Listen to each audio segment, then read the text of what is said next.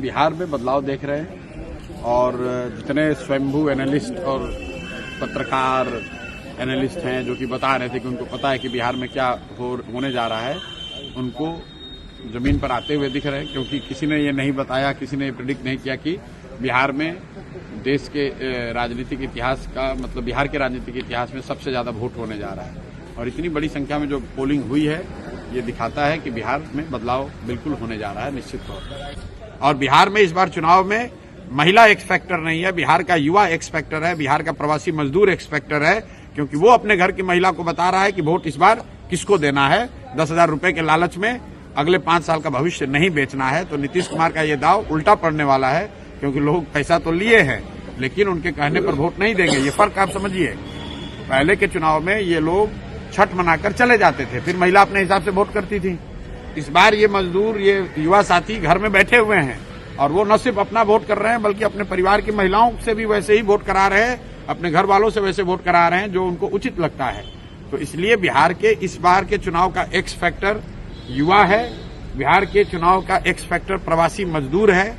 और 14 तारीख के रिजल्ट में आपको दिखेगा। कोई आदमी अगर इसको इग्नोर कर रहा है तो उसको 14 तारीख को प्राइम मिनिस्टर का स्पीच बदल गया है, वो अब गाने गा रहे हैं, कट्टों की बात कर रहे हैं गानों में, वो आरजेडी को कहीं न कहीं घेर रहे हैं। तो वो घेर नहीं रहे, आरजेडी का डर दिखाकर वोट ले रहे हैं, क्योंकि अपने पास कहने के लिए कुछ नहीं है।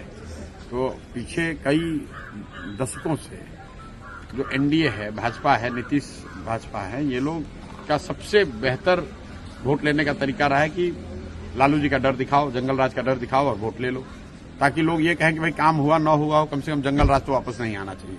लेकिन इस बार वो स्थिति बदली हुई है। प्राइम मिनिस्टर ये जो कह रहे हैं वो शायद उनको जमीनी हकीकत इतना पता नहीं चल रहा है।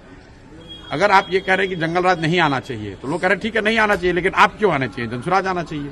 विकल्प तो एक नया दूसरा है। जब विकल्प नहीं था तब वो प्राइम मिनिस्टर की बात ठीक थी, तब वो काम भी करता था।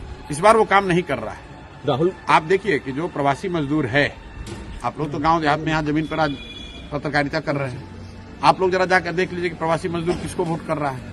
कल तक तो एनडीए को वोट कर रहा था, वो तो मोदी कर रहा था, आज तो वो नहीं कर रहा है। वो तो बिहार में फैक्ट्री रोजगार चाह रहा है और अमित शाह कह रहे हैं कि बिहार में तो फैक्ट्री के लिए जमीन है नहीं।